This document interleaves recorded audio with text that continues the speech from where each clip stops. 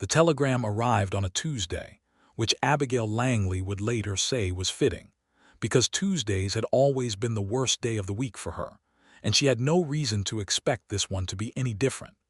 She stood in the narrow hallway of her aunt's house in Cincinnati, Ohio, the folded paper trembling slightly between her fingers, not from nerves, but from the draft that slipped under the front door in late October of 1878. The message was brief and unromantic in the way that only practical men could manage. It read, "Arrangements confirmed. Train departs November 3rd. Prospect Ridge, Texas. Mr. Gerald Weston expects your arrival by November 10th. All expenses paid. Do not be late." Her Aunt Meredith Langley, a woman shaped like a barrel and with opinions to match, stood at the end of the hallway watching her niece read the telegram with the satisfaction of someone who had just solved a complicated arithmetic problem. "Well," Meredith said. "Well," Abigail said, "it is a fine opportunity. Gerald Weston is a rancher of considerable standing. He owns more land than most men will see in a lifetime. You could do far worse." Abigail folded the telegram along its crease and held it against her palm. She was 22 years old, dark-haired, with gray eyes that her mother had called storm-colored and her aunt called inconvenient, because they had a way of seeing through people that made comfortable lies difficult. She had been living with Meredith since her parents died of typhoid 3 years prior, and she had been useful in the house, and she had been quiet about it, and she had learned to measure her own worth against what she cost versus what she contributed. She was not foolish enough to believe that her aunt had arranged this match out of love, but she was not foolish enough to refuse it either. "I have never met him," Abigail said. "Neither had I met your uncle before our wedding week, and we managed 40 years together," Meredith said, though the way she said it made 40 years sound more like a sentence than a triumph. So Abigail packed her trunk. She packed her mother's silver hairbrush and her father's pocket Bible and the small stack of novels her aunt had always disapproved of. She packed her 2 good dresses and her working clothes and the green wool coat that was getting thin at the elbows, but was still the warmest thing she owned. She did not pack the feeling that sat heavy in her chest like a stone dropped in still water, because there was no room for that, and because she suspected it would follow her regardless. The train left Cincinnati on a cold November morning with a sky the color of old pewter pressing down on the platform. Abigail carried her own trunk to the station because she would not ask her aunt's houseboy to do it, and she stood at the window of the passenger car as the city slid away behind her and felt something strange and terrifying that she eventually recognized as the beginning of freedom, even if it arrived disguised as obligation. The journey took 7 days. Through Indiana, then Missouri, then the long rolling breadth of the Indian Territory, which the conductor noted with the tone of a man reciting facts he had memorized rather than believed. By the time they crossed into Texas, the landscape had changed completely. The trees had thinned and then vanished entirely. The earth had gone amber and rust, and in some places the color of dried blood. The sky, which had been a low gray ceiling back east, had opened itself into something vast and blue that seemed to press the land flat beneath it. Abigail pressed her hand to the cold glass and watched a hawk turn lazy circles over a distant ridge, and thought that she had never seen anything so enormous and so indifferent in her life. It did not comfort her, exactly, but it made her feel very small in a way that was oddly freeing, because it suggested the universe had other concerns than the particulars of her arrangement. The train pulled into Prospect Ridge on the afternoon of November 10th, 1878, right on schedule, which she later thought should have been her first warning that something was about to go wrong. In her experience, things that arrived exactly on time did so only because the universe was saving its disruptions for a more inconvenient moment. Prospect Ridge was not a large town. It had a main street that was still mostly mud from a recent rain, a general store, a saloon, a church that looked like it was losing an argument with gravity, and a train station that was barely more than a covered platform with a hand-painted sign.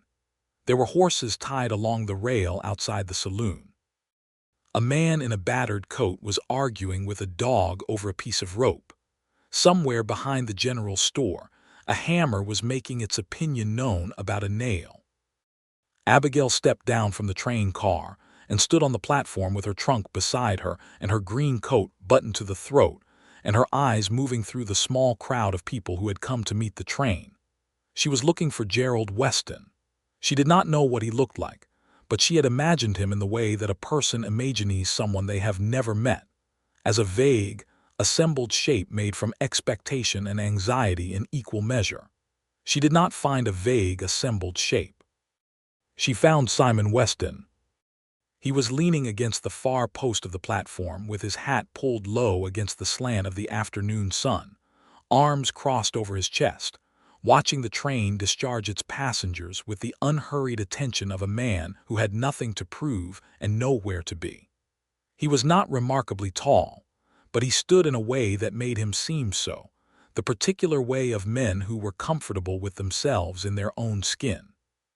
He had dark brown hair that curled slightly at the collar, a jaw that had clearly been in the general vicinity of a razor at some point in the last few days, but was not on speaking terms with one currently, and eyes that Abigail would not have been able to name a color for right away, because she was distracted by the fact that they were already looking at her with an expression she could not quite parse.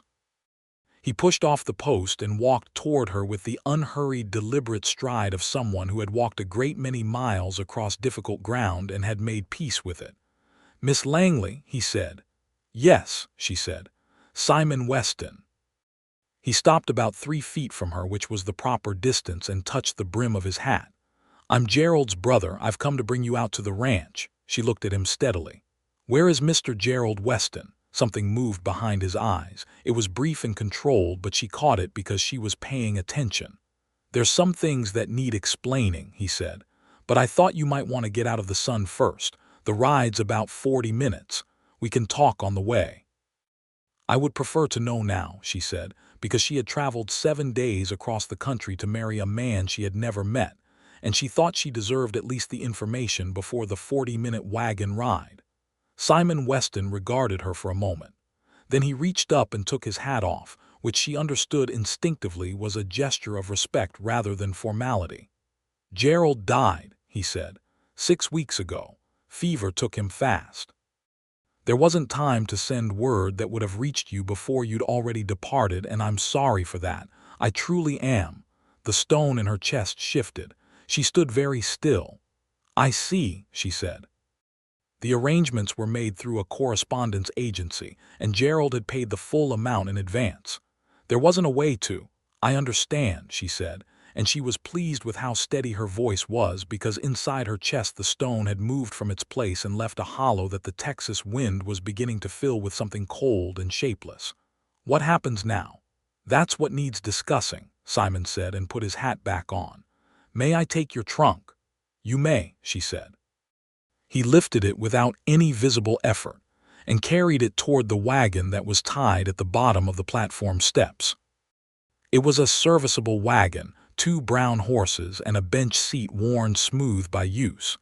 He loaded the trunk into the bed, then offered his hand to help her up. She took it. His grip was certain and brief, and he did not hold on a moment longer than necessary, which she noticed. They pulled out of Prospect Ridge and onto the road that wound northwest through the flat country toward wherever the Weston Ranch was, and for the first mile neither of them said anything, which could have been uncomfortable and was not. "I'm sorry about Gerald," Abigail said finally, "even though I did not know him." "He was a good man," Simon said. "He kept his eyes on the road. Stubborn and set in his ways, but good. He wanted a family. He was 38 years old and had spent most of his life building the ranch, and then he looked up one day and realized he'd built something he had no one to leave it to." He paused. "He wrote to the agency in August. You wrote back in September. He was sick by October. He never told me he was unwell. He didn't know he was unwell. It came on sudden." Abigail watched the landscape roll past. The light was going golden at the edges. the way it does in that part of Texas in November when the afternoon starts to give in to the evening, and it turned the dry grass to something like copper. "What do you intend to do?" she asked. "I intend to get you settled at the ranch for tonight," Simon said. "And then I intend to have a conversation with you about your options because you have them and you should know what they are. You're not trapped, Miss Langley. I want that to be clear from the start." She looked at him. He was watching the horses, his hands easy on the reins. "That is a kind thing to say," she said. "It's a true thing. Kind and true aren't always the same thing, but this time they happen to be." She almost smiled. She did not quite manage it, but it was closer than she had gotten in several days. The Weston Ranch was larger than she had expected. It sat in a fold of the land where the ground rose slightly, and a creek bent around the eastern edge, lined with cottonwood trees that had gone yellow in the fall and were still holding their leaves in small, bright flags of color. The main house was solid and unadorned, built from limestone block with a wide porch that ran the full length of the front. Behind it she could see a barn, a bunkhouse, a smokehouse, and several other structures that indicated a serious working operation. A dog of indeterminate ancestry came bounding off the porch to meet the wagon, and Simon said, "Down, Bramble," with the resigned affection of a man who knew the command would not be followed and had decided not to let it bother him. Bramble ignored the command entirely and attempted to climb into Abigail's lap from the wagon wheel. "He does that to everyone," Simon said. "I don't mind dogs," Abigail said, and scratched Bramble behind one enormous ear, which caused the dog to make a sound like a very small thunderstorm. A woman appeared in the doorway of the main house. She was perhaps 50, with a severe silver braid and the posture of someone who had decided long ago that the world was a series of problems to be managed and had been right about it. "That's Nora," Simon said quietly. "She runs the house. She knew Gerald from before I was born. She knows everything that happens here. Be straight with her and she'll be straight with you. And if I'm not straight with her, then I'd suggest you sleep with one eye open," he said, and the corner of his mouth moved in a way that was not quite a smile and was more interesting for it. He helped her down from the wagon and introduced her to Nora, who looked at Abigail with the frank assessment of someone appraising a piece of work and trying to determine if it was done properly. "You're younger than I expected," Nora said. "I'm 22, Abigail said. "Gerald was 38. "Yes, I know. He's gone now." "Yes, I know that too." Nora looked at her for another moment, and something in her expression shifted, not exactly softening, but moving from assessment to something more like provisional acceptance. "I'll put supper on," she said, and went back inside. Simon showed Abigail to a room on the second floor, small and clean and smelling of cedar. There was a window that looked out over the creek and the cottonwoods, and she stood at it for a long moment after he left, watching the last of the light go out of the sky, and the stars begin to appear over the flat Texas darkness, appearing one at a time as though being set by a careful hand. She thought about Cincinnati. She thought about her aunt's narrow hallway and the smell of coal smoke and boiled vegetables, and the feeling of being a person who cost more than she was worth. She thought about the 7-day train ride and the hawk turning circles over the ridge, and the way this country's sky just kept going until it hit the edge of the world. She washed her face from the basin that Nora had left and went downstairs for supper, and ate at a table larger than any meal required, with Simon Weston across from her and Nora moving between the kitchen and the dining room with the efficiency of someone who had been doing it for 30 years. The food was good. Beef and corn and bread from the oven, and coffee that was strong enough to stand a spoon in. After several minutes of the kind of comfortable quiet that surprised her, Abigail said, "You said I had options." Simon set down his cup. "You do." He turned it slightly in its saucer, a considering gesture. "Gerald's estate is in order. The ranch is mine now as his only surviving family. But he set aside a sum for you in the event that he stopped. He was a practical man. He left money for your return passage and a settlement in the event circumstances changed." "How much?" He named a figure. It was not a fortune, but it was considerably more than nothing and considerably more than she had access to in Cincinnati. "That would take you home," he said, "or anywhere else for that matter. You're not obligated to stay." "And the other option," she said. "You stay," he said simply. "The ranch needs help. Nora can't run the house alone, and I can't run the ranch and the house both. There's work here, and there's room, and there's wages if you want them instead of room and board. And the town is 40 minutes away, which isn't nothing." He seemed to choose his next words carefully. "I'm not suggesting you stay for any reason other than practical ones. I want that understood." Abigail looked at him across the table. The lamplight was yellow and the room was warm from the stove, and outside the Texas night was doing what Texas nights do in November, which is get cold and vast and full of stars. "I'll stay," she said, "for a month, and then we'll see." "That seems fair," Simon said. She stayed for a month, and then they saw. The first weeks at the ranch were a revelation in the way that all completely unfamiliar things are revelations, which is to say they were also exhausting and occasionally alarming, and punctuated by moments of unexpected grace. Abigail had known work. She had kept her aunt's house, washed and cooked and cleaned, and managed a household that was never grateful and seldom pleasant. But the work of a ranch in the Texas Hill Country in late 1878 was a different kind of animal entirely. She rose before dawn because everyone rose before dawn, and she learned the rhythms of the place, the way a person learns a language. First by embarrassing herself repeatedly, then by watching carefully, then by beginning to understand not just the words but the grammar underneath them. Nora taught her the particulars of the kitchen, which was a serious and demanding operation that supplied food not just to the main house, but to the 6 ranch hands who worked the place. She learned to bake bread in the cast iron Dutch oven, to render lard, to make the thick beef stew that appeared in some form on the table almost every other day. She learned where the garden had gone to sleep for the winter and what Nora planned to put in it come spring. She learned that Nora had a sharp tongue and a warm heart and a strong preference for silence when she was concentrating, and that the best thing to do in Nora's kitchen was to work and not talk until she invited conversation. She learned the land itself by walking it, which she did every morning after breakfast while the light was still new and the frost was still on the grass. The ranch ran 800 acres of rangeland, plus the creek bottomland where the cottonwoods grew. To the north, the ground rose into low limestone hills that caught the light at dawn and went pink and gold before the day bleached them back to their ordinary pale color. To the south, the land flattened into the kind of country that went on until you stopped believing it would stop. She met the ranch hands by degrees. There was old Clem, who had been there since before Simon, a lean and leathery man of 60, who communicated primarily through the angle of his hat brim, and had an encyclopedic knowledge of cattle and a strong opinion about everything else.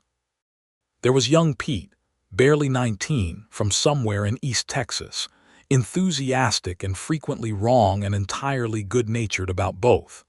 There was Hector, who was from a village south of San Antonio and spoke with an accent that thickened when he was tired, and who was the best horseman on the ranch and knew it without being arrogant about it. And there was Simon. She learned Simon the way she was learning everything else about the place, by observation, by proximity, by paying attention to what he did and what he didn't do and what the difference revealed. He worked harder than anyone on the ranch, which she had not expected from a man who now owned it. He was in the saddle before the hands most mornings and the last one back to the barn most evenings. He did the unpleasant work without complaint and the difficult work without drama. He made decisions with the kind of directness that comes from experience, and he explained the reasoning behind them to his men in a way that she found, watching from the porch once while he debated the placement of a new fence line with old Clem, was both respectful and efficient. He ate supper in the main house every evening unless weather or circumstance kept him in the field, and he ate it across the table from Abigail, and they talked. In the beginning the conversation was practical. The ranch, the weather, the livestock, the state of the winter stores, the town. Simon knew the county well, and he described it to her with the unelaborate accuracy of someone describing a place they understood rather than romanticized.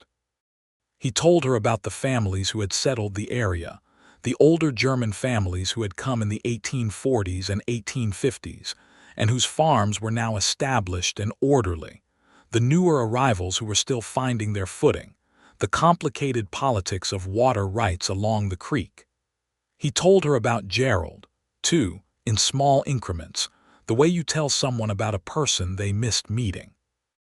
Gerald had been older by 8 years and had raised Simon after their parents died of cholera when Simon was 14.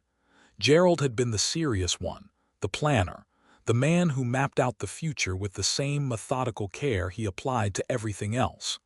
Simon had been the one who went off the edge of the map regularly and had to be retrieved. "Were you close?" Abigail asked one evening about 3 weeks in, when supper was finished and Nora had gone to bed, and the only light was the lamp on the table and the glow from the stove. "Yes and no," Simon said. He was leaning back in his chair with a cup of coffee going cold beside him, which was how he sat when he was thinking rather than simply talking. "He was more father than brother by the time I was grown. It changes the shape of things." "Did you grieve him?" "I'm still grieving him." She looked at him. He was looking at the lamp. "I'm sorry," she said. "I didn't mean to press." "You didn't press, you asked." He turned the cup. "I've found I'd rather talk about him than not. Nora won't much. I think it hurts her more than she'll let on." "She loved him," Abigail said. "Like a son, yes." There was a comfortable quiet between them, the kind that had been developing slowly over the preceding weeks like a painting that reveals itself gradually. "Can I ask you something?" Simon said. "Yes."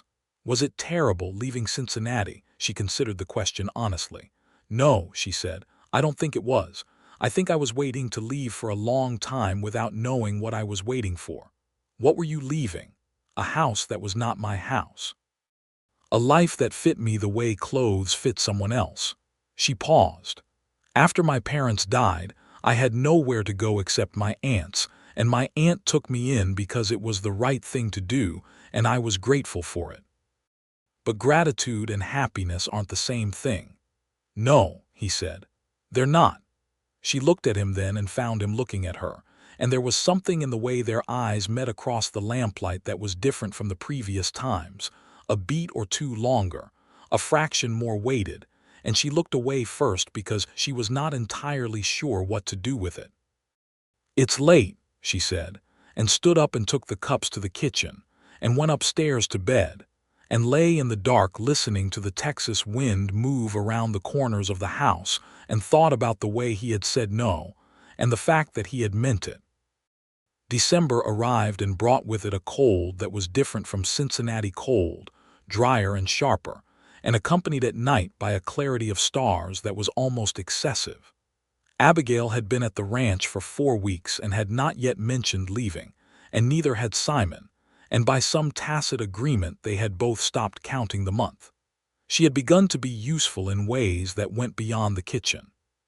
She had discovered that she had a tolerance for the particular tedium of the ranch's record-keeping, which Gerald had maintained meticulously, and which had sat in a state of suspension since his death.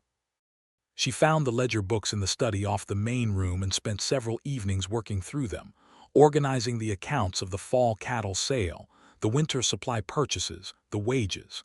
Simon found her at the desk one evening with the lamp pulled close and the ledger open and a page of her own calculations beside it. "What are you doing?" he said from the doorway. "Finding an error," she said. "Gerald's numbers from the September sale don't reconcile with the bank record. You've been overpaying your grain supplier by about $11 a month since March." He was quiet for a moment. Then he came into the room and looked over her shoulder at the page, and she was aware of his proximity in the way you become aware of a fire when you are standing near one, not unpleasant, just undeniable. "How did you know how to do this?" he said. "My father taught me arithmetic properly, which is apparently something of an anomaly, and I did my aunt's household accounts for 3 years. She pointed to a line in the ledger. "Here." The unit price was renegotiated in March, but the purchase orders weren't updated. "I'll talk to Garrett at the supply," he said. He looked at the page for another moment. "Thank you, Miss Langley." "Abigail," she said, and was somewhat surprised that she said it. He straightened. "Abigail," he said, and she heard the word in his mouth, and it sounded different from every other time anyone had ever said her name, which was an observation she filed away carefully and did not examine too closely for another 2 days. Christmas came quietly. There was no church service close enough to attend given the weather, and the ranch hands went to town for the day, and Nora made a proper dinner with a wild turkey that Clem had shot, and a dried apple pie that was the finest thing Abigail had tasted since leaving Cincinnati. Simon produced a bottle of good whiskey from somewhere and poured small glasses for all 3 of them, and Nora raised hers in the direction of nothing in particular and said to Gerald, and they both said it back. After dinner, with Nora gone to rest, Abigail and Simon sat on the front porch despite the cold because the afternoon had gone unexpectedly bright and calm. Bramble was arranged across Simon's boots in a way that suggested the dog considered himself a blanket. "What did Christmas look like in Cincinnati?" Simon asked. "Cold and gray and very proper," she said. "My aunt had very specific opinions about the correct way to celebrate things. The tree had to be exactly this height and decorated in exactly this order, and the dinner could not deviate from what had been served every year since she was a child." "And what did you want?" She thought about it. "I wanted noise," she said. "I know that sounds strange, but it was always so quiet, very correct and very quiet. I wanted something louder." He looked at her with a small smile. "This country will give you loud," he said. "Not always in the ways you prefer, but it gives it." "I'm beginning to understand that." She pulled her coat tighter. "What about you? What did Christmas look like here?" "Gerald would always read from the Bible after dinner," he said. He was a serious man about his faith. And then Nora would produce something sweet from somewhere. She always managed it, even in lean years, and we'd sit by the fire until it got late. He paused. It was good, simple but good. He looked at the cottonwoods along the creek, their bare branches making fine black lines against the winter sky. "I miss him most at mealtimes," he said. "And at the end of the day, when there's decisions to talk through and he's not there to talk through them with." "You could talk them through with me," she said. He looked at her. "If you wanted," she added. He held her gaze for a moment with an expression she was beginning to learn, something quiet and careful and alert all at once, like a man reading a map in uncertain light. "I'd like that," he said.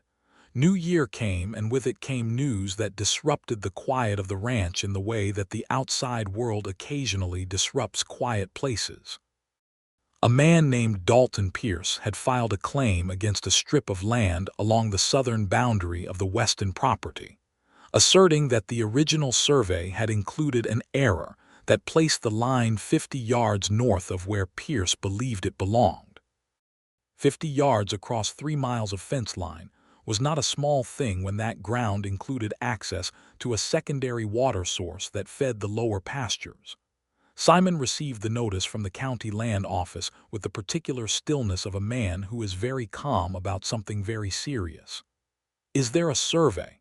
Abigail asked, because she had been present in the study when he opened the notice, and she had read his face accurately enough to know this was not good.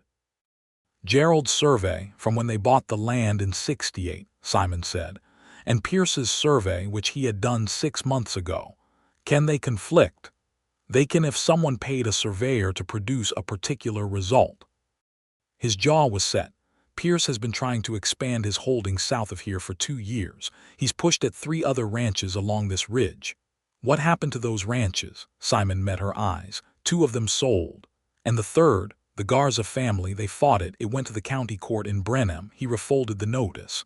"They lost." Abigail was quiet for a moment. "Were they represented properly?" "Their English wasn't strong. The lawyer they had," he stopped. "It wasn't a fair hearing." She stood up from the desk and went to the window. Outside, the January ground was cold and gray, and the fence line of the Weston property ran south as far as she could see.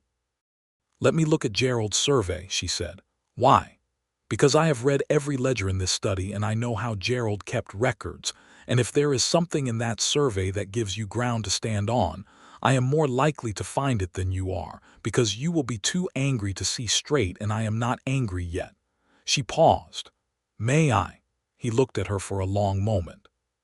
Something in his expression moved through several registers and came out the other side looking like something she could not quite name. "Yes," he said. She found the survey in an oilskin envelope at the back of the lower cabinet, and she found something else with it. Gerald's original correspondence with the land office when the purchase was made in 1868, which included a letter from the county surveyor of that time confirming the boundary lines and attaching a copy of his field notes. The field notes placed a specific natural landmark, a limestone outcropping shaped like a broken tooth, as the southwest boundary marker. "Does that outcropping still exist?" she asked Simon. "Yes." "Then you have the original surveyor's field notes with a named physical landmark that establishes your boundary," she said. "If Pierce's survey contradicts the physical location of a named landmark that's been sitting in that spot for 10 years, that's a problem for Pierce's surveyor, not for you." Simon stared at the letter. Then he looked at her. "That," he said carefully, "might be the most useful thing anyone has ever told me. Don't thank me yet. Get a lawyer and show him this before you get your hopes up." He went to Brenham with the papers 2 weeks later, returning in the evening with the kind of quiet satisfaction on his face that told her the meeting had gone well before he said a word. "The lawyer says we have a strong case," he said, coming in through the front door and finding her at the desk in the study, because that had become, without formal declaration, her place in the house. "The field notes with the landmark reference are significant. He says Pierce's surveyor is likely to back down rather than testify against that kind of documentation." "Good," she said. "He also said whoever found that letter was either very lucky or very smart." "I prefer to think it was methodical," she said. He laughed then, a real laugh, unguarded and warm, and it was the first time she had heard it fully, and it was very good. They were standing in the study with the lamp between them and the winter dark outside the window, and the distance between them was less than it had been, incrementally, day by day, the way tides move. "Abigail," he said and stopped. "Simon," she said and waited.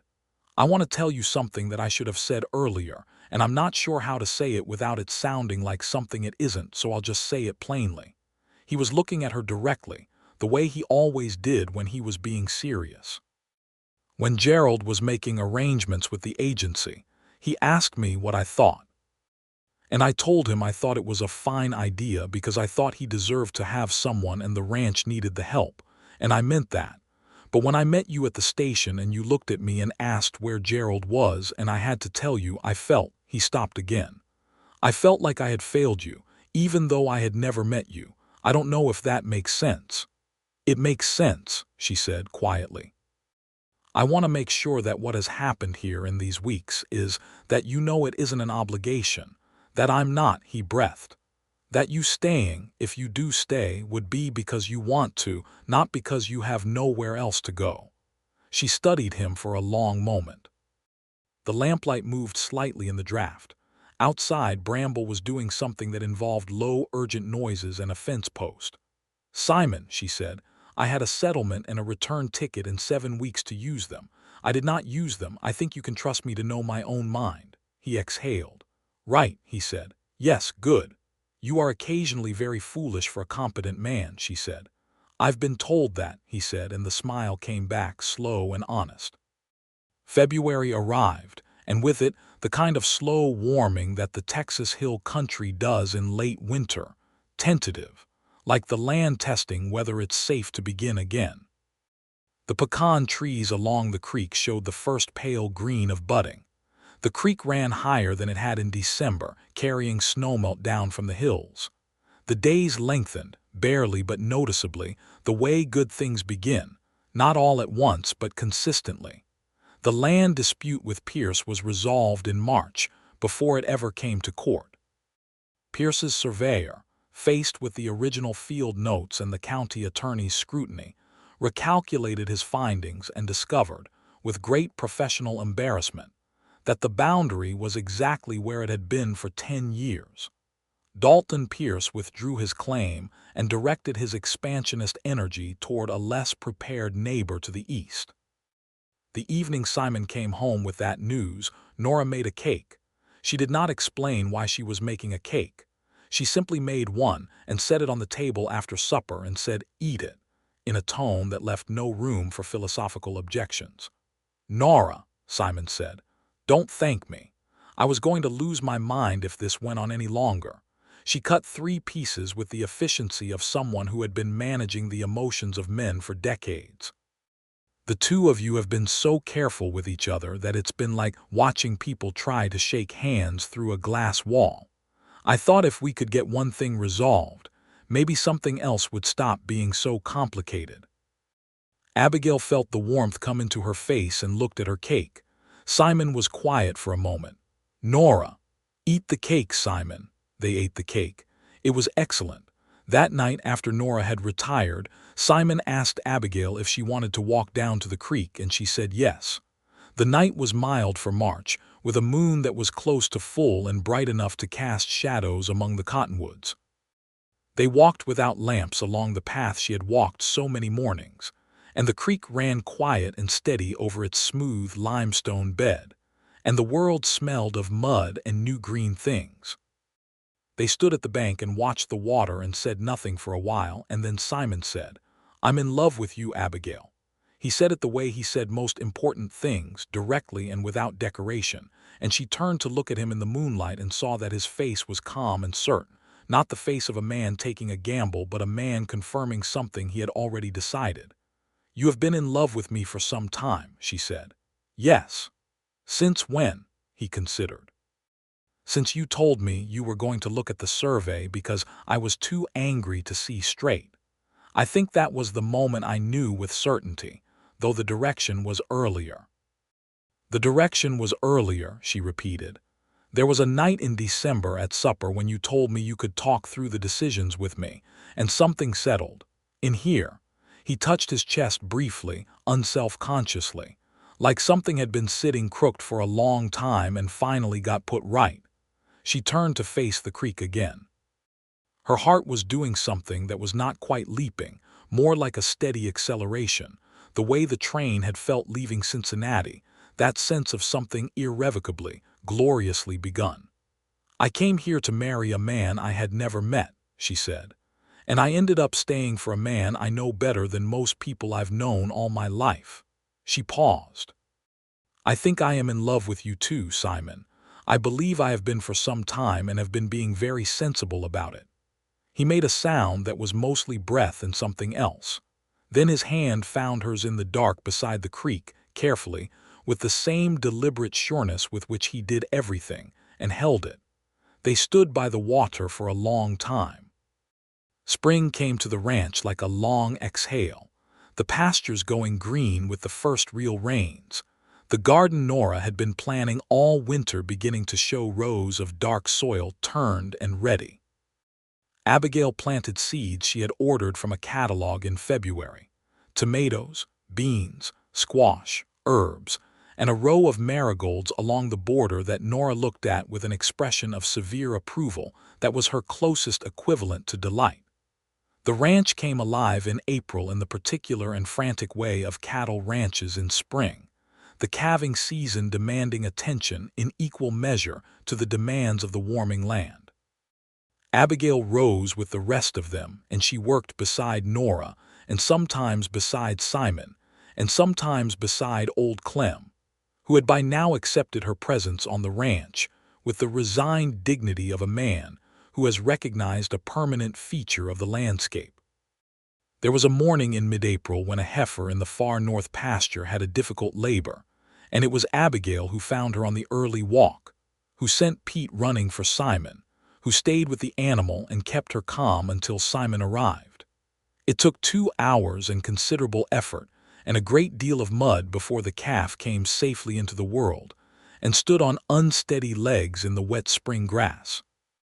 Simon, on his knees in the mud beside the heifer, looked up at Abigail, who was also considerably mud-covered and holding the calf's head while it got its legs underneath itself, and said, "You are remarkable." "The heifer did the difficult part," she said. "You know what I mean." Did know. It was Nora who first used the word that everyone had been skirting around. She did it one evening in May when Simon had ridden into town to file the spring cattle records, and Abigail was helping her put the kitchen to rights after supper. They were working in companionable silence, and then Nora said, without looking up from the pot she was cleaning, "He's going to ask you."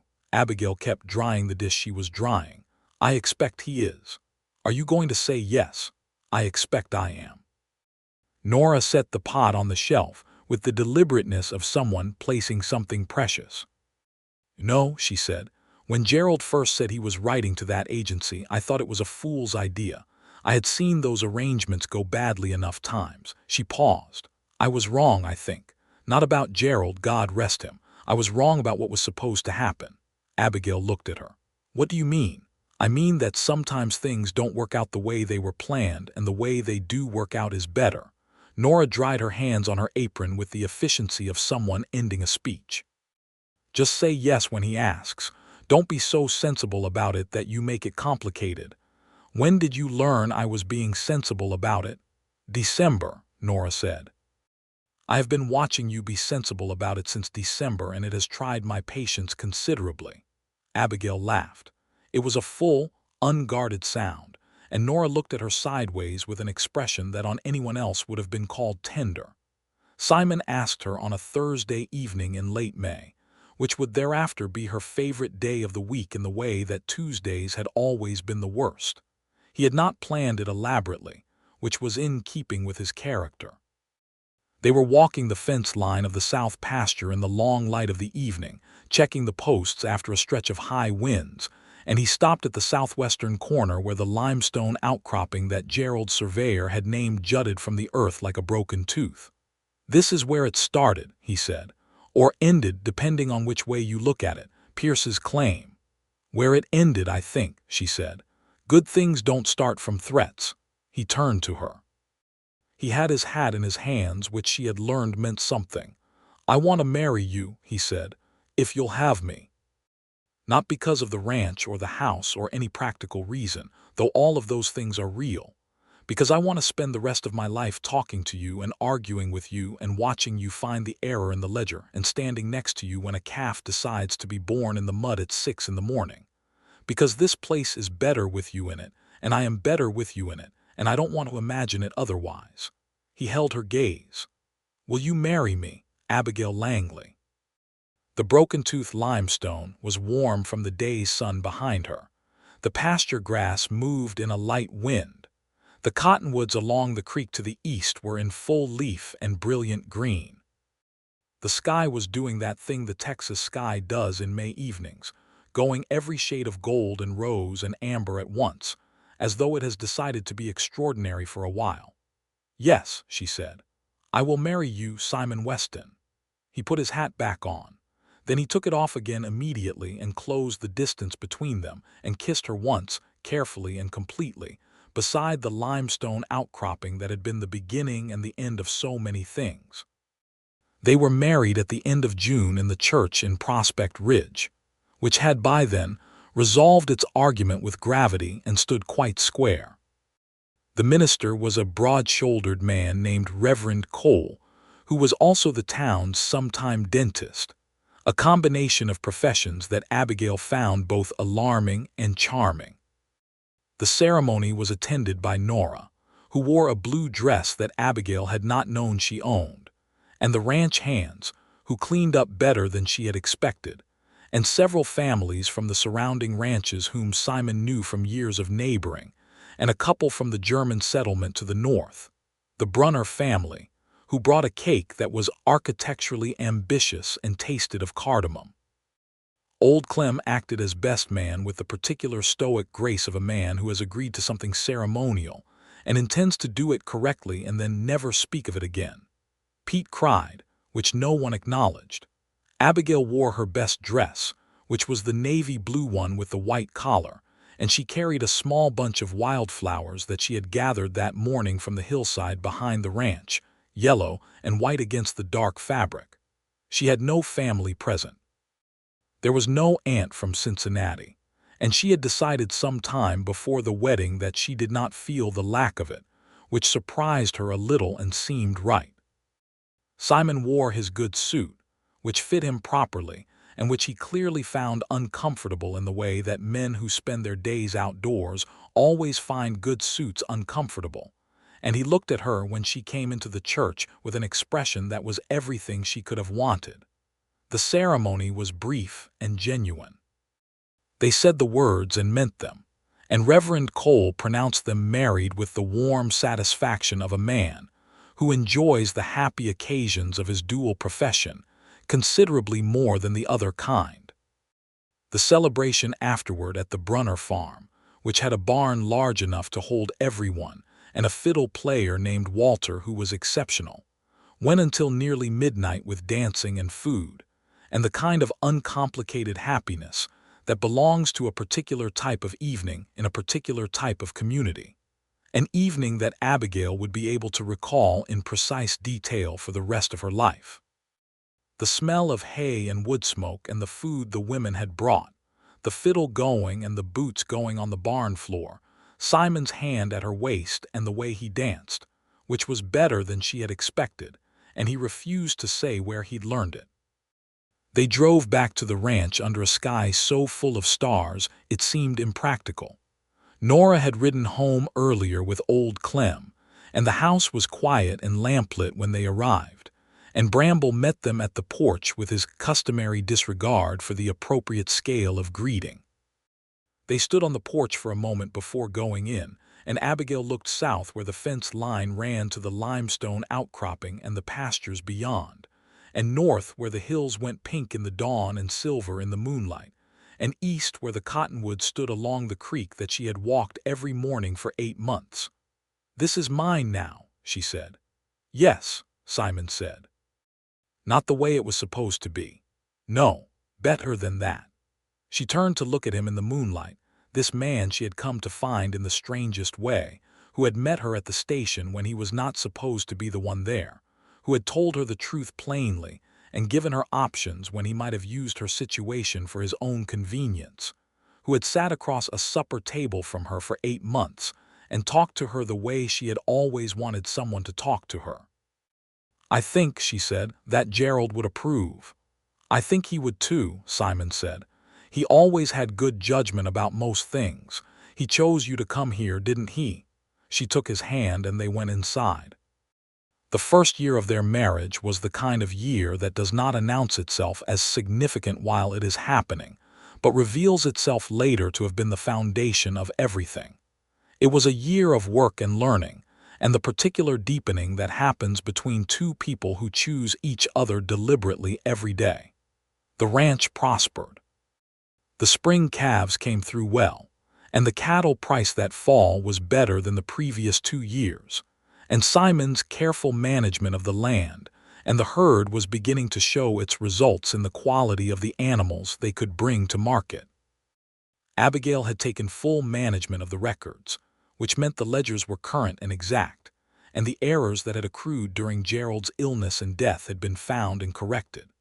She had also begun corresponding with a cattle brokerage in San Antonio that offered better terms than the local buyer, and by November they had made their first sale through the new arrangement at a margin that made old Clem look at her, with an expression that she understood meant he had revised his opinion of her upward. She had also, quietly and without making much of it, reached out to the Garza family, whose land dispute with Pierce had ended badly 2 years before. Hector had introduced her to his cousin who knew the Garzas, and she had learned that they had been forced to sell the contested strip at an unfair price and had never recovered the full use of their lower pasture. She told Simon about it one evening. "Is there something we can do?" she asked. He was quiet for a moment. "What are you thinking?" "I'm thinking that Pierce used a dishonest survey to take land from a family who didn't have the resources to fight back properly. And that we had the documentation and the lawyer and the standing to fight back, and they didn't." She paused. "I'd like to talk to them, see if there's a way to support their case even now. The county court in Brenham. It was closed, Simon said. The ruling was final. Cases can be reopened if there's evidence of bad faith. If we can show that Pierce used the same surveyor with the same method he tried against us. He looked at her for a long moment. Then he picked up his coffee cup and said, "Write to the lawyer in Brenham." It took the better part of a year, and it did not end in a complete victory, but it ended better than nothing. The lawyer, with the documentation from the Weston case, was able to demonstrate that Pierce's surveyor had a pattern of producing results favorable to Pierce. And while the original ruling could not be fully overturned, Pierce was required to compensate the Garza family for the use of the water access that had been wrongly assigned. It was not perfect justice. Abigail had learned enough about the world by then to understand that perfect justice was rarer than the imperfect kind, and that imperfect still mattered. The Garza family sent a basket of preserved peppers and a formal note written with great care, and Abigail put the note in the desk drawer and thought about it often. The winter of their first year was when she told Simon she was expecting. It was a December evening, quiet and cold, with the fire going and Nora in the kitchen and Bramble sprawled on the rug in that particular way he had of occupying the maximum possible space with the minimum possible skeleton. She had been thinking about how to say it, and in the end she said it the way he had taught her by example, which was plainly. "Simon," she said. He looked up from the account book she had given him to review. "Yes, we are going to have a child." The account book went down. He looked at her. Something moved across his face that she did not have a word for, something that was larger than happiness and quieter than joy, a kind of permanent alteration, the way a river changes the shape of a canyon over time. He came to her and took her hands in both of his and held them and did not say anything for a moment, and when he did, what he said was, "Are you well? Are you feeling well?" "I am feeling very well," she said. "A little sick in the mornings, otherwise well." "Good," he said. "Good." He exhaled. "Good," she laughed softly. "You've said that 3 times. I know I can't seem to stop." He raised her hands and pressed them against his chest, where she could feel the steady particular beat of his heart. "Abigail, Simon, I am so—" He stopped. This place needed more people in it for a long time. Nora, when told the news, sat down in the kitchen chair and said nothing for fully 30 seconds, which was unprecedented. Then she stood up, tied her apron tighter with the air of someone about to begin a campaign, and said, "I need to order wool." The baby came in August of 1880, a boy who arrived in the small hours of the morning, with a great deal of strong opinion about the matter, and a head full of dark hair and Simon's jaw. Simon, who had been sitting in the hallway outside the bedroom door for 6 hours in a state of controlled terror that he was managing about as well as a man can manage that particular kind of terror, which is to say not well at all, was allowed in when it was done. He stood beside the bed and looked at Abigail, who was exhausted and magnificent, and then at the bundle in her arms, and Abigail watched his face do the same thing it had done when she told him she was expecting, that large, quiet, permanent alteration. "Hello," he said to the baby, in the voice of someone who has rehearsed nothing and has no idea what to say and is saying it anyway. The baby regarded him with the dark, unfocused gaze of the newly arrived. "He looks like you," Abigail said. "He looks like he's not pleased about anything in particular," Simon said, but his voice was so tender that the words meant something different than their surface. "He's had a difficult morning," she said. "They named him William Gerald Weston." William for the name Simon had carried in his heart for a son without ever saying so until she asked, and Gerald for the man who had in his own way, by setting this whole story in motion, made all of it possible. Life on the ranch took on a new dimension with William in it, the way all places change when a child arrives. More noise, more wonder, more exhaustion, more of everything. Old Clem, who had made it through the wedding and the cattle negotiations and the land dispute without any visible emotional deviation, held the baby one afternoon at Abigail's insistence, and turned a color she had not seen on him before and said, "He's very small," in a tone of complete, undone astonishment. Pete, who by now was 21 and considerably less frequently wrong than he had been at 19, carved a small wooden horse for William and presented it with the self-consciousness of a young man who is trying very hard to be casual about something he cares about deeply. Nora was, as she had promised to be, entirely essential. The years that followed moved with the particular rhythm of lives well lived, busy and seasonal, and full of the specific texture of that land and that time. There were good years and hard years, as there always are in cattle country in the 1880s, years when the rain came and years when it did not, years when the market was favorable and years when it was not. In 1882, the Atchison, Topeka, and Santa Fe Railway completed a line that ran closer to Prospect Ridge than the previous nearest station, which changed the economics of cattle transport enough to matter.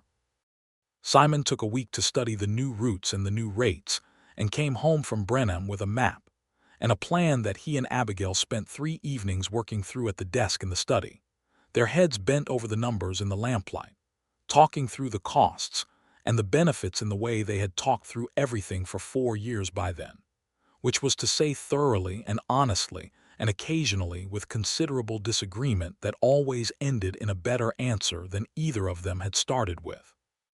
The disagreements were one of the things she loved most about their partnership. He did not defer to her, and she did not defer to him, and neither of them was always right, and when one of them was wrong they said so and they fixed it and went on. She had not known that a marriage could be like this. She had the evidence of her aunt's marriage and several others of that particular kind where one person talks and one person agrees, and she had thought that was the shape of things. She knew differently now. In 1883, their second child arrived. A boy again, dark-haired like William, whom they named Samuel, and who was from his first days on the ranch a creature of enormous appetite and cheerful stubbornness, who formed an instant and devoted attachment to Bramble, who by now was old and somewhat arthritic, but still fully committed to occupying the maximum possible space. Hector had stayed on the ranch through all of it, and had by now taken on the role of senior hand, with the authority and quiet dignity of someone who has earned a position through consistent excellence. Young Pete had left in 1881 to start his own small operation east of Prospect Ridge, with a loan from Simon and a reference that Abigail had written that she still considered among her better work, and he came by every few months with updates on his cattle, and increasingly with a young woman named Cecily who had come from Georgia, and looked at Pete with the particular expression of a person who has found something very good and is still slightly surprised about it. Old Clem retired in 1884. He did not retire in the way of people who stop working and go somewhere else. He retired in the way of people who simply do slightly less each year, until one day it is recognized by everyone present that the retired state has been reached. He lived in the bunkhouse, which was his by right of long tenure, and he continued to offer opinions on the management of the cattle and the weather and the general state of civilization, and these opinions continued to be accepted with the appropriate mixture of respect and skepticism. The town of Prospect Ridge grew through the 1880s with the particular energy of a place that the railroad has come close enough to notice. A new church was built, larger and sturdier than the one that had been losing its argument with gravity. A school was established, which was the thing that mattered most to Abigail, because William was approaching the age of formal education, and she had strong opinions about education that went back to the father who had taught her arithmetic properly, and the understanding that such things were not a given. She served on the school board from its founding. This surprised people who expected women to occupy a particular kind of silence on civic matters, and she let herself be surprised by their surprise, and then proceeded to serve on the board effectively and without apology. The school that opened in Prospect Ridge in 1885 was well supplied and properly funded, and had a teacher, a serious young woman named Miss Aldrich, who came from a normal school in Austin, and who had the particular combination of patience and firmness that the education of young children requires. William Weston was among the first students. He was 5 years old and already inclined, like his father, to observe things carefully before speaking, and he settled into school with a minimum of drama and a maximum of attention that made Miss Aldrich describe him to Abigail as a very satisfying student, which she relayed to Simon that evening with the particular pride of a parent trying and failing to be modest about their child. "He's going to be all right," Simon said. "He's going to be more than all right," she said. He smiled at her across the kitchen table, where they were sitting after supper with the boys in bed, and the house quiet and the fire doing its business in the stove. It was a cool fall evening in 1885, which meant they had been on this ranch together for 7 years, married for 6, and were different people from the ones who had met on that train platform in November of 1878. Better people, more complete people, people who had been shaped by the specific and unforgiving and generous curriculum of life on this land in this time. "Do you remember the first time you came to supper?" he asked. "The very first night?" "Yes." "You were so," he searched for the word, "composed. I couldn't figure out if you were frightened and hiding it or genuinely not frightened, and I kept looking at you trying to determine which it was." "I was frightened," she said. "I was hiding it. I could never quite tell. That was the idea." She wrapped her hands around her coffee cup. "I was terrified, Simon. I had traveled 7 days to marry a man who had died before I arrived, and I was sitting across from his brother in a house I didn't know in a state I'd never been to, and I had no idea what was going to happen next. And you passed the bread before I had to ask for it," she said. He blinked. "What?" "The bread was at your end of the table and I was going to have to ask for it, which would have required drawing attention to myself, and before I could you passed it across without being asked. It was such a small thing. But it told me you were paying attention, and it told me you were kind, and right then I thought, maybe this will be all right." He was looking at her with an expression that had gotten softer and older and better than the one on that first evening, the way things do when they have been weathered and held and carried through sufficient time to become permanent. "The bread," he said. "The bread," she confirmed. He reached across the table and put his hand over hers, and she turned hers to hold his, and they sat like that in the warm quiet of the kitchen while the fire settled and the Texas night moved around the outside of the house. In 1886, a letter arrived from Cincinnati. It was from Meredith Langley, Abigail's aunt, and it arrived in the kind of plain envelope that suggests a letter has been through some deliberation before being sent. Abigail read it at the desk in the study and sat for a while with it in her hands afterward. Simon found her there. He had come in from the south pasture, still dusty from the ride, and he read her face the way he had learned to read it over 8 years. "What is it?" "My aunt," she said. "She's not well. She wanted me to know." She paused. "She also wanted to know," she stopped and looked at the letter again. "She wanted to know if I was all right, if things had worked out." He came to stand beside her. "What will you write back?" Abigail considered. She thought about the narrow hallway and the telegram and the feeling of being a person who cost more than she was worth. She thought about 7 days on a train going toward something unknown, and a man at a station who was the wrong brother and turned out to be the right one. She thought about a ledger with an $11 error and a limestone outcropping in a south pasture, and a boy who had gone to sleep upstairs right now with a wooden horse on the shelf above his head. "I'll write back that I am better than all right," she said, "and I'll tell her about the boys. She's never met them." She paused. "I'd like her to." Simon was quiet for a moment. "We could bring them to Cincinnati," he said. "That's a long way." "You came a long way once," he said. "It worked out." She looked up at him. "You would take the time. There's a season when the cattle are settled and Hector can manage. We've done it before." He shrugged as though this were a simple thing, which it was not, and both of them knew he was offering it because it mattered to her, which was reason enough. "Write to her. See what she says." She wrote. The letter came back shorter than the one that had been sent, but warmer in tone. And Meredith Langley wrote that she would be pleased to receive them in Cincinnati if they were ever able to come. They went in the spring of 1887. It was William's first train journey and Samuel's first, and the experience of traveling with a 7-year-old and a 4-year-old across 5 states was an education of a particular and vivid kind. William observed everything with his characteristic careful attention and asked questions that were occasionally difficult to answer. Samuel attempted to make friends with every other passenger on the train, which was in keeping with his general approach to the world. Cincinnati had changed and had not changed. The streets were louder and closer together than Abigail remembered, the buildings taller. The smell of coal smoke was the same. The narrow hallway of her aunt's house was the same, but Meredith Langley was smaller than she had been, which is what illness does to people, and her eyes when she opened the door and looked at Abigail were softer than they had ever been in the years Abigail had lived with her. "You look well," Meredith said. "I am well," Abigail said. Meredith looked at Simon and then at the boys, and something crossed her face that was complicated and genuine. "Coming out of the cold," she said. "They stayed 5 days."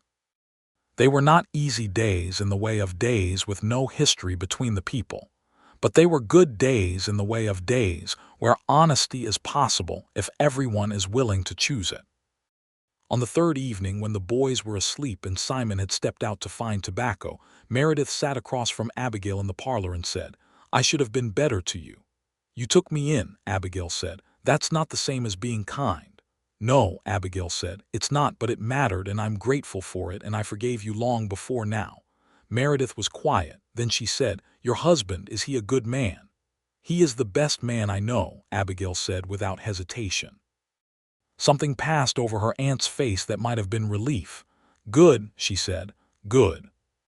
They returned to Texas with a trunk that was slightly heavier from gifts Meredith had pressed upon them, including, inexplicably, a set of silver candlesticks that Abigail was quite certain her aunt had never actually liked and was glad to find a purpose for, but also a set of books she had saved from Abigail's parents' estate, which she had been holding without saying so for years, and which she gave now with no ceremony and no explanation, just held them out and looked away.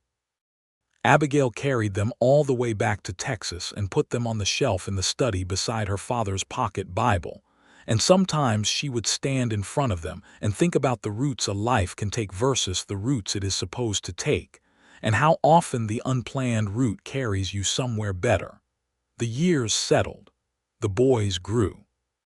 William at 10 was beginning to show the qualities that would define him: methodical, observant, deeply attached to the land, with his father's steadiness and his mother's precision.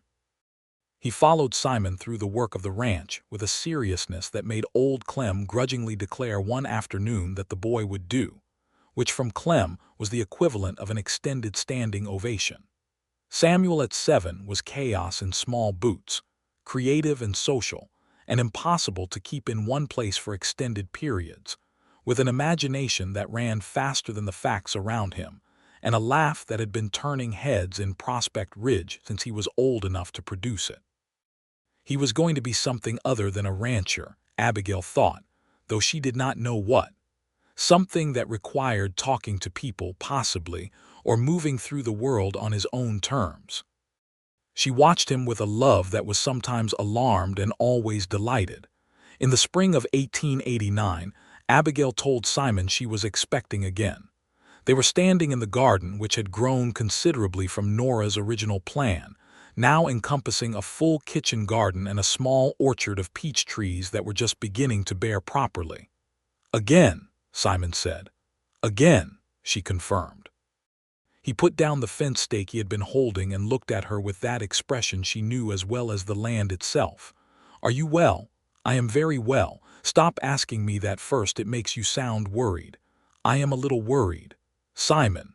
"The last time was, Samuel was fine," she said. "I was fine. We were all fine."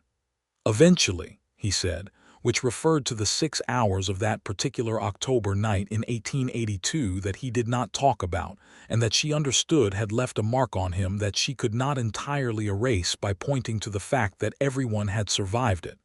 "Eventually is fine," she said. "Eventually is what matters." He came to her and put his arms around her in the garden among the peach trees, which was not a public display.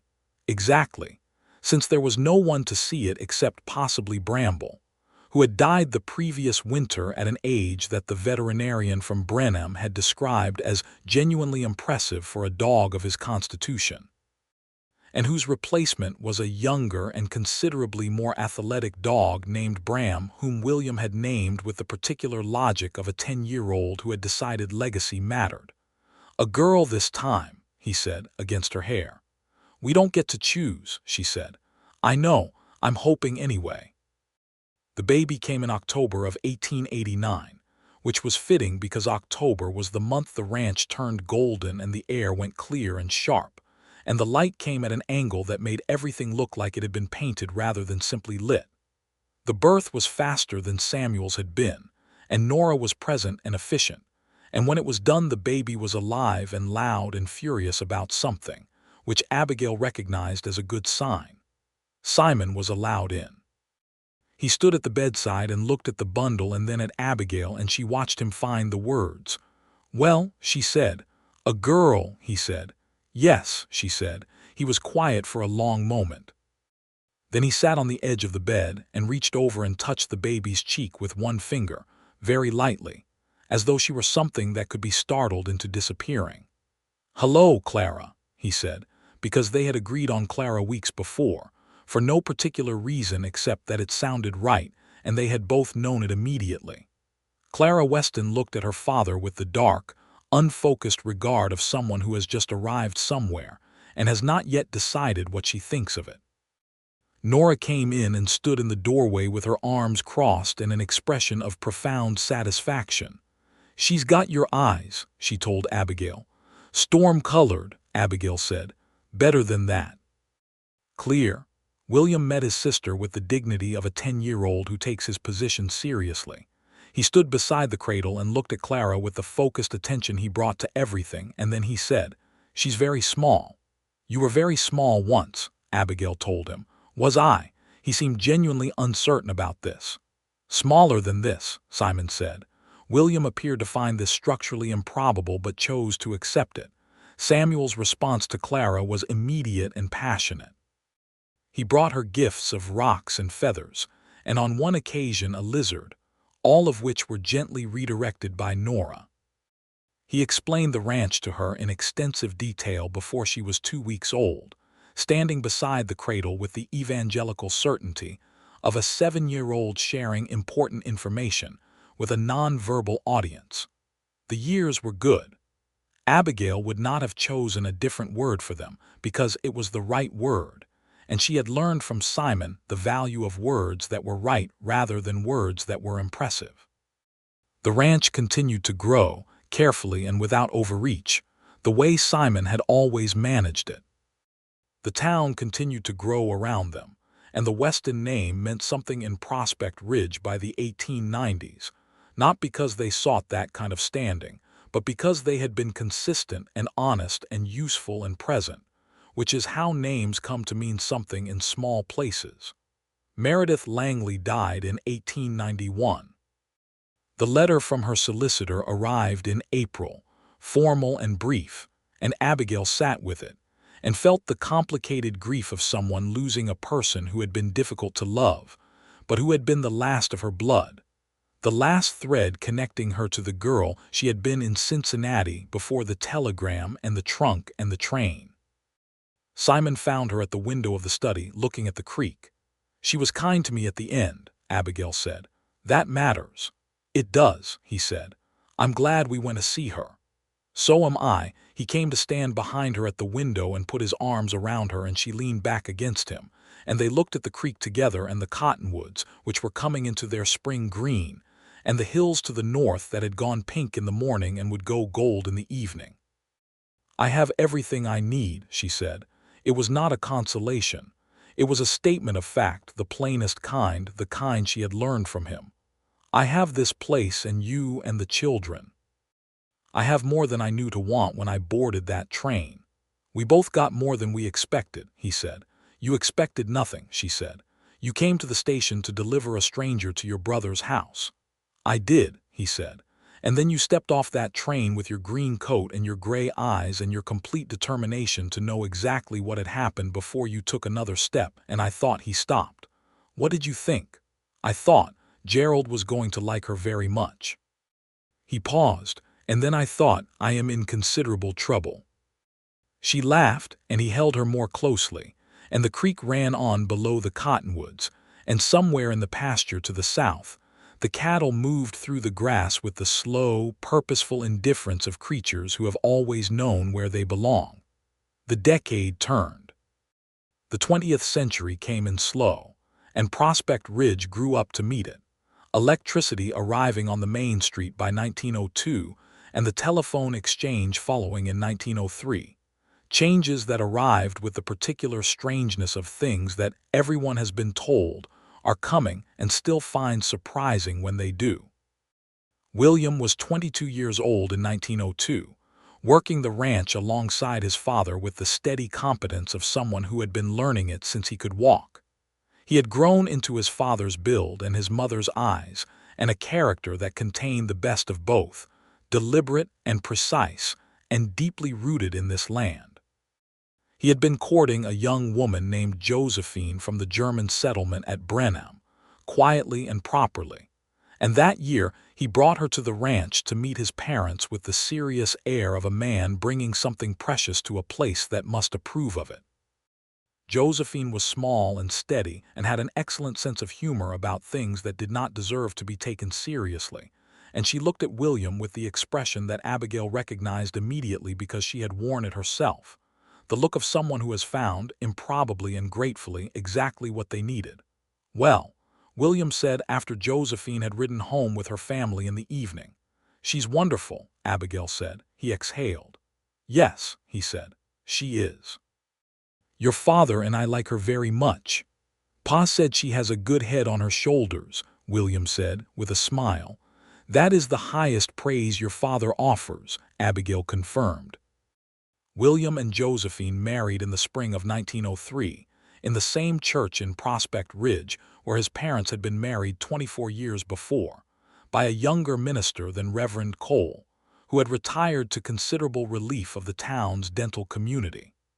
Clara, who was 14 and had definite aesthetic opinions about things, served as attendant with the poise of someone who intends to be spectacular and is succeeding. Samuel, 21 and recently returned from 2 years traveling through the Southwest on what he had described as research, and his mother had described as adventuring without a plan, stood as best man with the slightly sun-worn, road-happy look of a person who has been everywhere and is beginning to understand why home matters.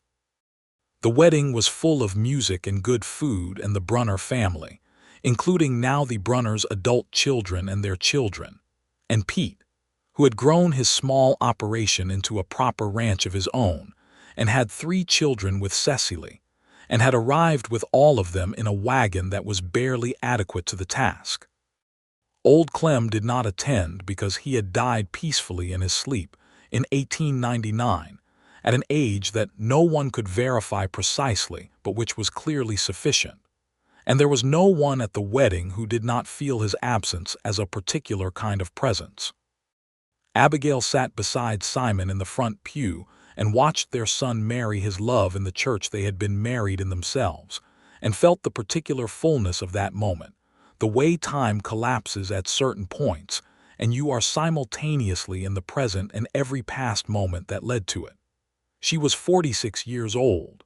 She had been in Texas for 25 years. She had arrived as a stranger in a green coat going thin at the elbows, with a trunk and a telegram and no clear picture of what came next, and she had become someone who was woven into this place the way the creek was woven into the land by long presence and consistent flow. "Are you all right?" Simon said quietly because he had seen something in her face. "I am perfectly all right," she said. "I am better than all right. You're thinking about something." "I'm thinking about a train platform in 1878, she said, "and a man I was not supposed to meet." He looked at her with the expression she knew best, the one that had been refining itself for 25 years into something that no longer needed a name.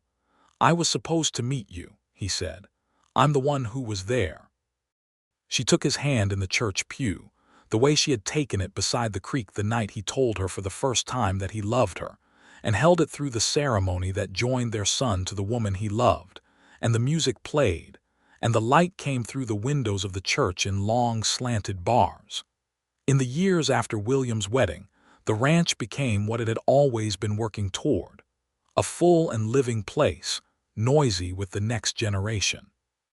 William and Josephine's first child, a boy they named Gerald Simon Weston, arrived in 1904, and the arrival of a grandchild did something to Abigail and Simon both that they had not entirely anticipated, which was to make everything simultaneously more, and make them both feel like people who had been given an abundance they had done nothing particular to deserve. Gerald Simon, called Jerry by everyone except Simon, who called him by his full first name with the particular respect of a grandfather who takes names seriously, was followed 2 years later by a daughter named Ruth, and then in 1909 by another boy named Thomas, and the main house, which had always been large enough for the family it held, became slightly more complicated in its arithmetic when William and Josephine's family was present. Samuel, who had spent his 20s moving through the Southwest with the cheerful restlessness of someone waiting to discover what he was for, founded in 1906 when he took on the job of correspondent for a newspaper in San Antonio that wanted someone to write about the changing face of the Texas frontier. He was 24, and he was good at it in the instinctive way of someone who has been paying attention all his life and has finally found the shape that all that attention was meant to take. He wrote letters home that were extraordinary, long and vivid and funny, and full of the particular Texas world he moved through, the old cattle families and the new oil families, and the Mexican communities along the Rio Grande and the towns that were growing into cities and the places that were going quiet. Abigail saved every one of them in a box in the study and read them when she wanted to know what her son's voice sounded like from the inside. He came home for Christmas every year without exception, and he always came with stories, and usually with new people he had met. And one year he came with a woman named Esther who was a school teacher in San Antonio and who looked at Samuel the way Cecily had looked at Pete, and the way Josephine had looked at William, and the way Abigail had been told by more than one person over the years she had looked at Simon. Esther stayed for Christmas and then for New Year's and then for another 2 weeks, and when she left she took Samuel's heart with her in a way that was obvious to everyone in the household except, Abigail suspected, possibly Samuel. He married her in 1908 in San Antonio, a wedding that was smaller and more urban than the ranch wedding, and which Abigail attended in her best dress with the awareness that she was in a city at an event organized by people who lived in a city, which was different from home, but was wonderful in its own way because it was where her son was happy.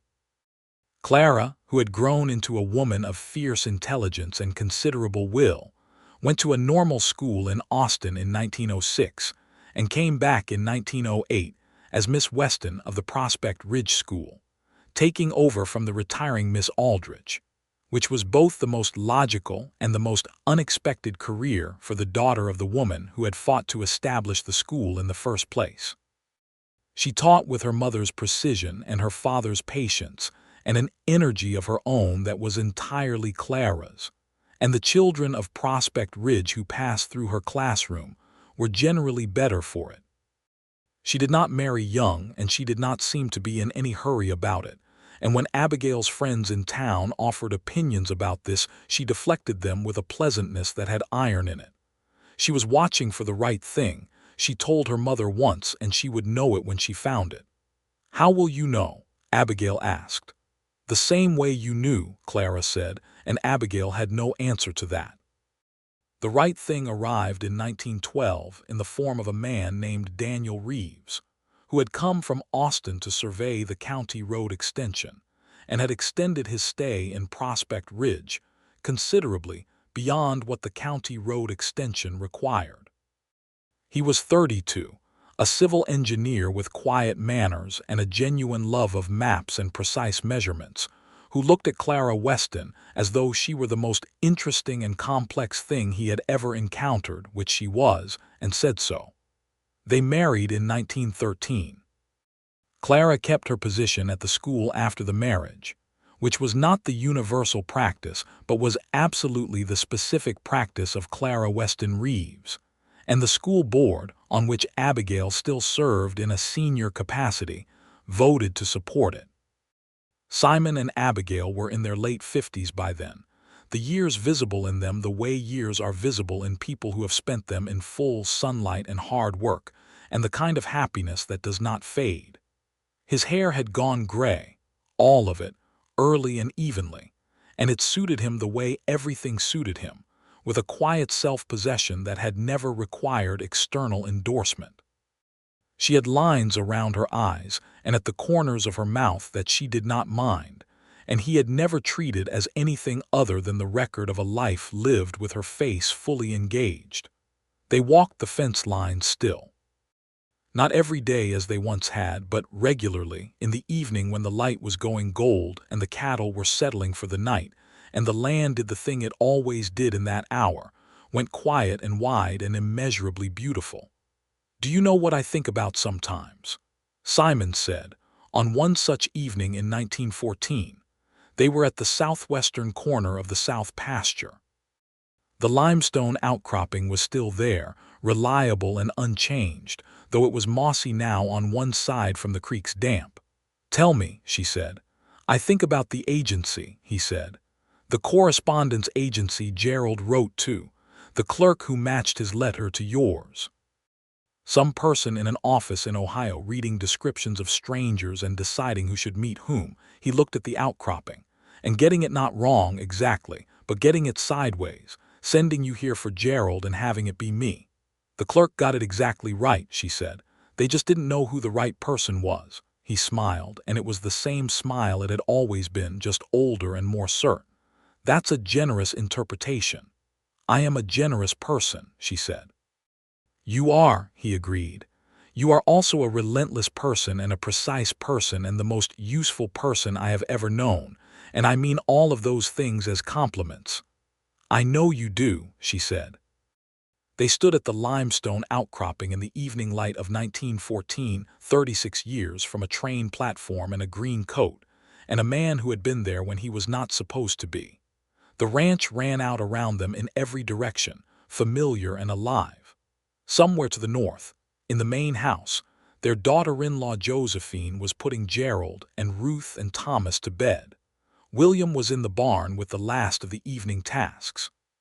Hector had retired 2 years ago, but his nephew, a young man named Raphael who moved through the cattle with the same instinctive excellence, had taken his place.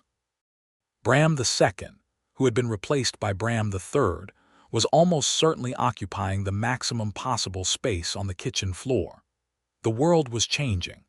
1914 was the beginning of things changing in ways that could not yet be fully understood, the telegraph bringing news from Europe that was dark and growing darker, the old orders of things shifting in ways that would alter the century. But that was beyond the edge of the land, and the land itself was constant, and the work was constant, and the life they had built here was the kind that holds even when the world around it moves. "I love you," Simon said. He said it the way he said most important things, without any particular occasion and with complete sincerity, just when it was true and needed saying. "I love you," she said back, exactly the same way, because it was true and needed saying. They walked back toward the house together in the long gold light, and the grass moved around their feet in the evening breeze, and the cottonwoods along the creek caught the last of the sun in their leaves, each one a small, bright, particular thing, and the house ahead of them had lights in the windows because there were people inside it who were loved, and the smoke from the kitchen stove was rising straight up into the still air because the wind had quieted for the evening. And the stars were just beginning to appear over the hills to the east, one at a time, carefully placed.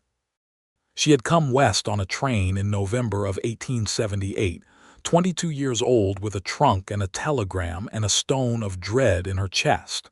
She had been sent to marry a man she had never met. The one who met her at the station was his brother. She had stayed. She had become. She had been met, exactly as she was, by exactly the right person, and she had met him the same way, and they had built something from that meeting that was real and lasting and full of the specific and irreplaceable texture of two lives thoroughly and joyfully combined. The house waited at the end of the path. The lights were warm in the windows. Inside, supper was being kept hot on the stove, and there were grandchildren whose voices carried even across the pasture, and a daughter who had her mother's eyes, and a son who would come home for Christmas, and a son who would walk this land when his father no longer could. Abigail Langley Weston walked home through the evening grass with her husband's hand in hers, and she was exactly where she was supposed to be, exactly where the long sideways route of her life had always been going, even when she could not see it, even when it looked like nothing but a telegram and a train and the wrong man at the right station. It was enough. It was more than enough. It was everything.